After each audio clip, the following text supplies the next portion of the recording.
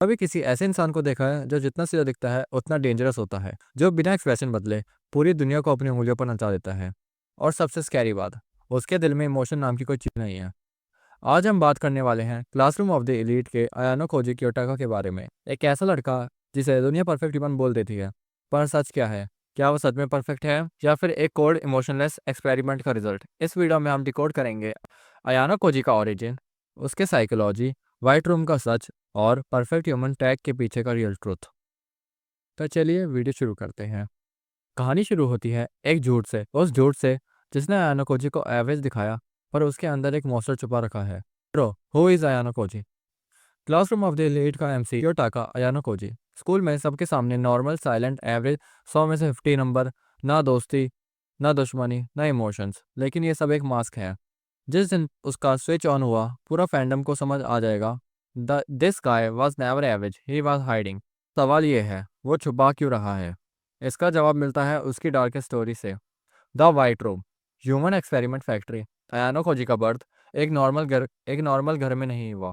वो पैदा हुआ है एक प्रोजेक्ट में, the a project called the white room. ये जगह स्कूल नहीं है, ये एक ह्यूमन फैक्ट्री थी। एक फैक्ट्री जो इंसान नहीं परफेक्ट मशीन्स बनाती थी। और इस फैक्ट्री का फाउंडर था अयानो खोजी का खुद का बाप, एक कोल्ड मैनिपुलेटिव पॉलिटिशियन जिसका मोटो था माई गोल मैटर्स, ह्यूमनिटी डजंट। उसके लिए बच्चे इंसान नहीं टेस्ट सब्जेक्ट थे। अयानो कोजी को सिर्फ 2 साल की एज में ही वाइट रूम में डाल दिया गया। No childhood, no toys, no love, बस training, experiments, pain and survival. The first sign, natural born जी। वाइट रूम में एक सिंपल गेम से पता चल गया कि अयानो कोजी कोई नॉर्मल बच्चा नहीं है। इंस्ट्रक्टर्स उसे कॉइन हाइडिंग गेम खिलाते, चाहे कॉइन किसी भी हाथ में हो, अयानो कोजी हर बार सही गेस कर लेता। एक टॉटलर जो इंसान के माइक्रो एक्सप्रेशन से ट्रुथ पकड़ लेता था। यही मोमेंट था जब वाइट रूम ने पहचान लिया, this kid is dangerous, he sees what normal people can't. Childhood without emotions. जैसे जैसे आयाना को जी बड़ा होता गया, एक चीज़ क्लियरली समझ आ गई। वो रिएक्ट नहीं करता, स्माइल नहीं करता, किसी का दर्द उसको अफेक्ट नहीं करता।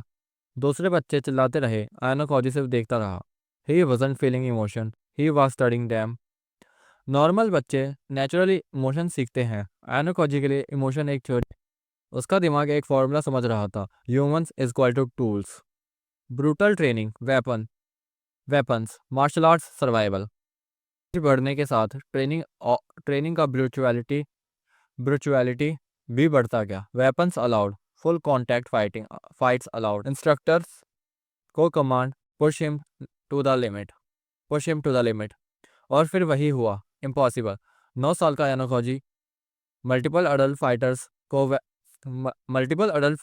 को वेपन के साथ हरा देता था। उसने सीखा boxing, kick boxing, karate, aikido, judo, tai chi, Shaolin techniques, और हर मूव उसके ब्रेन में परमानेंटली रिकॉर्ड हो गया। इसलिए जब एनीमे में रुइन या कोई भी अयानो कोजी के सामने आता, वो फाइट नहीं करता, वो कैलकुलेट करता। The breaking point, legendary incident. एक इंटेंस फाइट में अयानो कोजी ने अपना अपोनेंट को इतनी बुरी तरह बीट किया, इंस्ट्रक्टर्स को बीच में आकर रोकना पड़ा। वहाँ एक बच्चा नहीं, एक वेपन खड़ा था। उसके बाप ने डिसाइड किया, this boy is my greatest creation. और इसके बाद अयानो खोजी की लाइफ से सब पॉजिटिव चीज़ें निकाल दी गई। No friends, no comforts, no kindness, no attachment. सिर्फ एक rule, win no matter what.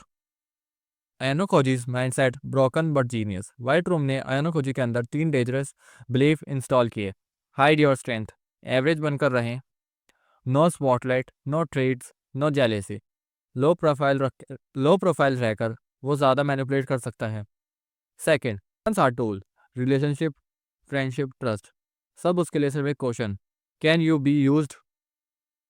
Third, win at any cost, emotion उसके सिस्टम में इंस्टॉल ही नहीं हुए। Loss, worthlessness, escape from white room, 14 साल की एज में इनएक्टिवेट होता है। ये अयानो कोजी के लाइफ का पहला मोमेंट था जहां उसने फ्रीडम फील की। उसकी हेल्प करता है मासूमी कंजाकी, एक बटलर जिसे अयानो कोजी पर दया आ गई। और फिर अयानो कोजी भाग जाता है एडवांस नर्चरिंग हाई स्कूल, ए स्कूल जहां उसका बाप उसको फोर्सफुली वापस नहीं ला सकता। यहीं से रियल अयानो कोजी का गेम शुरू होता है। Ayanokoji psychology break down. Hide your strength, hide your hide your strength, वो इंटेंशनली एवरेज परफॉर्म करता है।